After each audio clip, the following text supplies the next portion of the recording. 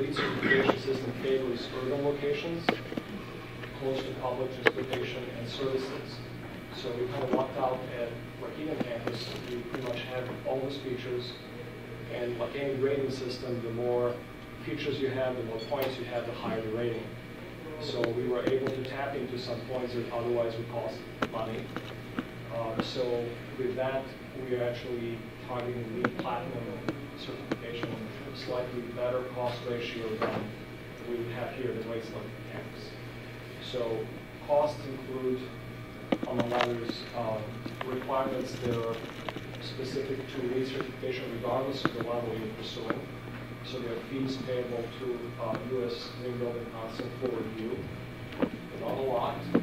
I just have here a brief summary. We register the project for you. We will go once the design is complete for design review, which means that usually you see U.S. Green Building Council review submittal to qualify the project. Once construction is over, we'll have a second submission, and that will total $4,000. That is carried in the budget.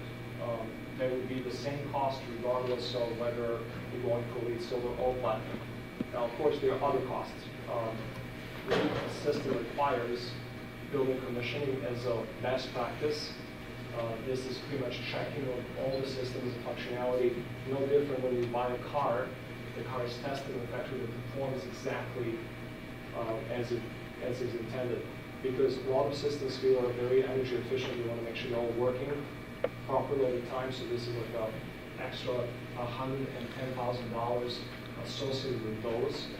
We also have a budget item of 3% added by the cost estimator in the schematic level design as a placeholder for possible costs that could relate to LEED certification-based design. This is not associated with any specific feature.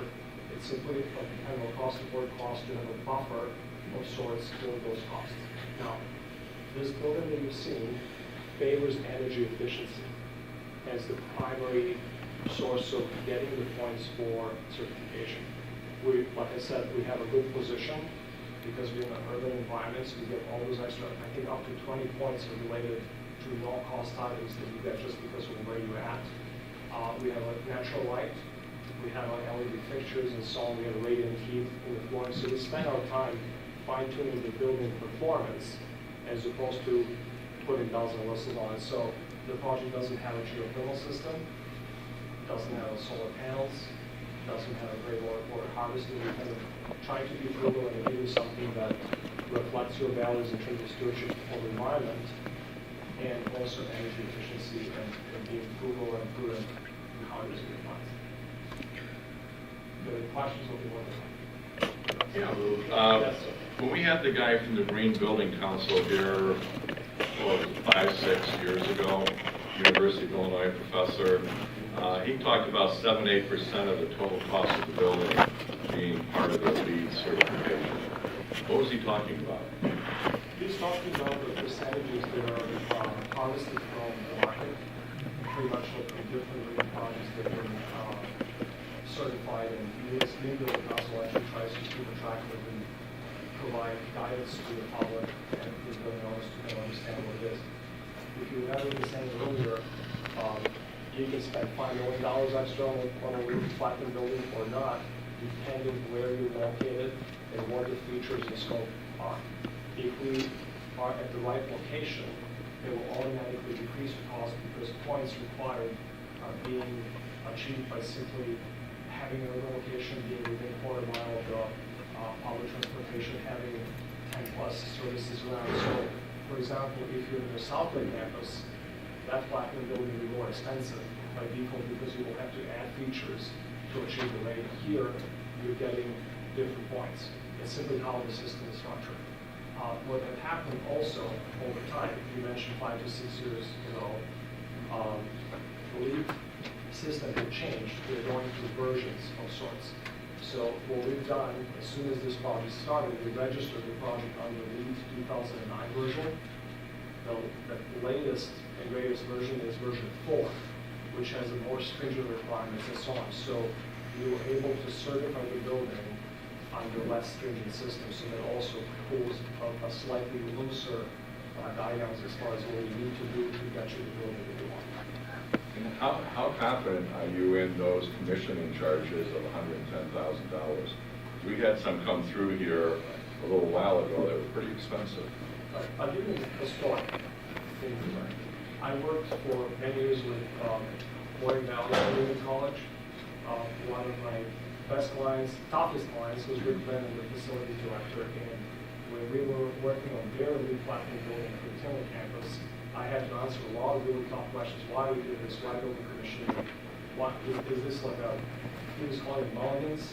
You had extra, and totally, I cut my teeth in their pocket, literally. And after we were done, after Rick was able to see the benefits of building commissioning, he went back, hired the same consultant, and building commissioned the entire campus, including the brand new science building. Because what building commissioning does, it actually goes into performance of each system. So that when you occupy the building, when you start using it, it has gone through all the bugs while you're still under warranty. Not 2 years later, when the contract is off the hook, but at the time when you're there in the building, we can fix everything is running, and what you get as a building owner, you get a performance that saves you money over time. So all these energy efficient features that we're tying into the building, you know they work. So I would say that that's the best feature of LEED certification. Now, the numbers that we've gone through is alternatives on different types of construction, basically on the old buildings that we'll be remodeling or not remodeling based on the alternatives. Is there any alternatives in the main construction of the main building itself? We're not showing any, at least we weren't showing any in the schematic design. And all those numbers that I presented earlier were as of February 4th, 2015. That was an official submission to the CDD. And so we never got to submit the design development because we got stopped on the project. And so we will be revisiting that, and those alternates could change. So, Book, you were saying that the difference between a silver and a platinum building is the same as far as commissioning and things of cost of that nature. There are no added costs going from silver to platinum, is that what you're saying? There were no added costs in terms of special features that we are adding in order to achieve what's in the platinum certification. I'll give you an example. We have a science building here because we don't have the benefits of the location. We do have photovoltaics. We're using geothermal to improve the energy efficiency for that particular location. We have rainwater harvesting because the goal was to reach LEED Platinum here. We don't have to do all of that. So, and you are also certifying on a slightly different system, previous version, which has a less stringent requirements than the latest version. So the costs are a little bit more easier to kind of mitigate than you have also otherwise. And we are carrying that 3% placeholder that the cost estimator is using right now. It's not specified right now because we've only gone through schematic design. But so to be safe with the budget, the cost estimator is carrying this 3%. And we now in design development need to validate that cost. And it's mostly for the energy saving features that Bruce described earlier. That's what's really going to get us platinum, but it's also, the one thing Luke did mention is that it has nothing to do with the construction cost, but there's tremendous operational value to that as well, to this energy saving feature. I don't know if you have anything to say about that. Right. We designed the building to be at least 30% better than the applicable code. So you as a building owner will have a building that over time can save you money. So you're not counting that as a counterbalance to the cost, but it's just an added benefit to the college. This is for Ted. The final, drawing here that kind of like 3 pages in from the end here, looking at it from Genesis, looking from the lake back in. Is that pretty much the final design, or are you going to tweak that at all, or? We haven't got into the detailing of it yet, but yeah, that's, that's the direction we like. This is what we basically presented to the city, gosh, 2.5 years ago, and they were very, very happy with the design. So, we can certainly revisit it if there's some reservations about certain aspects of it, but so far we've gotten very positive reaction from the design. Well, did you design the city hall in Waukegan? I was part of the team, yeah. Yeah, this looks a lot like the city hall, only without the angular features.